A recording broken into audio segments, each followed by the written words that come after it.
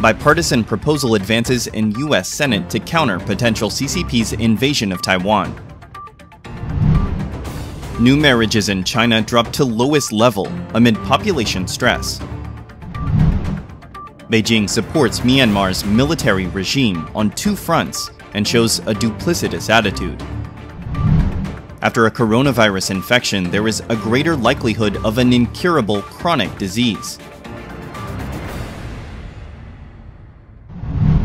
The U.S. Senate Committee on Foreign Relations has approved a bipartisan proposal aimed at countering a potential invasion of Taiwan by the Chinese Communist Party, or CCP, titled the Taiwan Protection and National Resilience Act of 2023.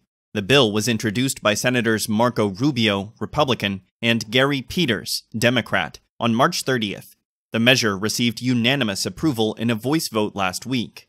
The proposed legislation requires the Department of Defense, Department of Commerce, Department of State, and other federal agencies to present a comprehensive strategy to Congress. This strategy would outline both preparedness for and response to a CCP attack on Taiwan, specifically one that violates Taiwan's national sovereignty by restricting access to international waterways, airspace, or telecommunications networks. Additionally, the bill mandates these federal agencies to provide Congress with a report on potential tools to counter the CCP's aggression, such as restricting the flow of goods and services from the U.S. and reducing dependence on strategically vulnerable trade with Beijing.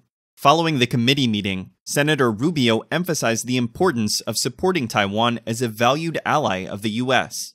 Rubio said, "It's in our national and regional security interests to firmly support Taiwan, a valued ally of the United States."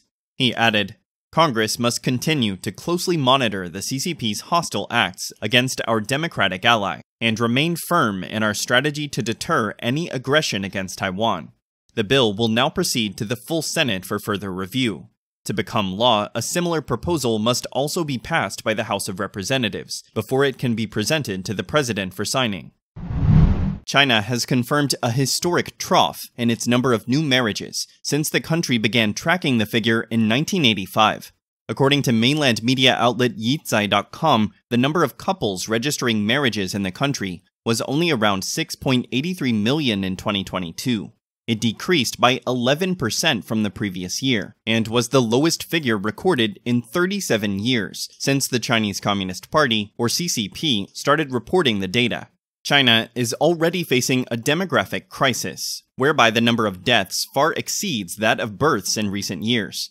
The trend accelerated during the sweep of COVID, which saw people mostly confined to their homes throughout the period, and dead bodies piling up at crematoriums earlier this year.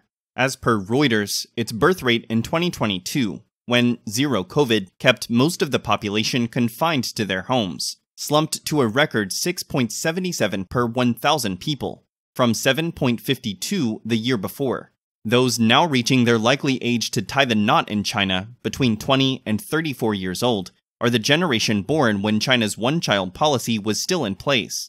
The United Nations estimated that this age group dropped to under 300 million for the first time since the mid-1980s in 2021. Additionally, more than 10 million more males than females were in that age cohort, a discrepancy that is expected to affect marriage numbers further. It has been more than 2 years since Myanmar's military overthrew the civilian government to rule the country, and all the while the Chinese Communist Party, or CCP regime, has backed the entity condemned by the world. According to Nikkei's report on June 12th, Beijing supports the junta in Myanmar for two reasons. First, the CCP regime wants to promote its influence in the Indian Ocean. Second, it wants to destroy the Chinese forces hiding on the Myanmar-China border, including many CCP dissidents. In early May, Chinese Foreign Minister Qin Gang visited Myanmar, the first time the CCP had sent a senior official to meet officially with Myanmar's military junta commander-in-chief, General Min Aung Hlaing. It was seen as an indication that the CCP wanted to increase its influence over the neighboring country's military government, which is isolated on the international stage. During this visit, Qin made statements in support of Min Aung Hlaing's regime. He said China will also continue to provide assistance within its capability for Myanmar's development, and accelerate key cooperation projects of the China-Myanmar Economic Corridor, meaning the Belt and Road Initiative, and cracking down on elements in the area that the CCP sees as a threat. Nikkei said Qin emphasized Beijing's support for the military junta in Myanmar and opposed the US and its allies' pressure on General Min Aung Hlaing's regime. The international community has long expressed concern that the CCP is developing military facilities on Myanmar's Great Cocoa Island and are intended to serve it. An analysis by Chatham House, based on satellite images taken by Maxar Technologies in January, determined that the runway and new aircraft hangars on Great Cocoa had been expanded. Despite the CCP regime increasing ties with Myanmar's military junta, the CCP's media system still doesn't call the junta-appointed Min Sui the president.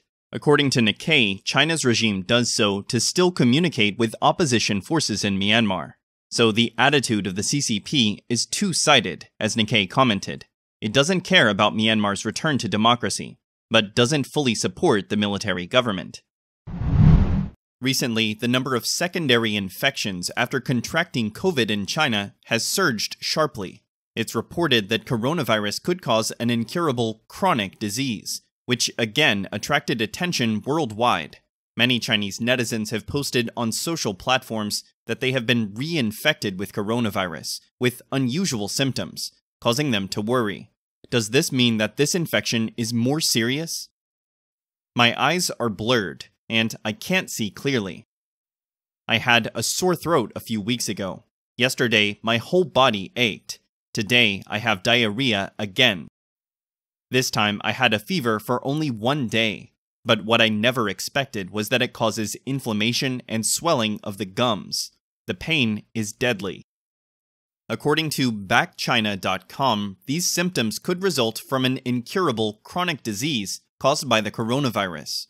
It is not only likely to recur and become more severe after infection with COVID, but has also begun to target children and adolescents, with an incidence as high as 30%.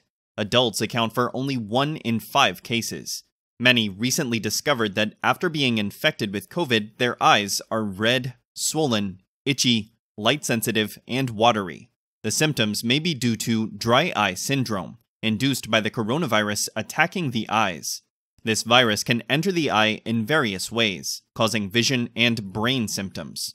Dry eye syndrome can even be called a terminal disease in another sense. Like high blood pressure, it will become a chronic disease. There is currently no cure for this disease. According to data from the Chinese Center for Disease Control and Prevention, the pandemic began to increase at the end of April this year, and a new wave of the pandemic would start to form in mid-May. Zhong Nanshan, a scholar at the Chinese Academy of Engineering, cited a late May forecasting model that estimated the peak of the new wave of the pandemic across the country would occur by the end of June. Yvain Yue, the editor of Nature magazine, wrote on June 7th that all COVID restrictions had been lifted, and highly contagious variants are dominant, so the epidemic in China will likely repeat with an infection cycle of 6 months,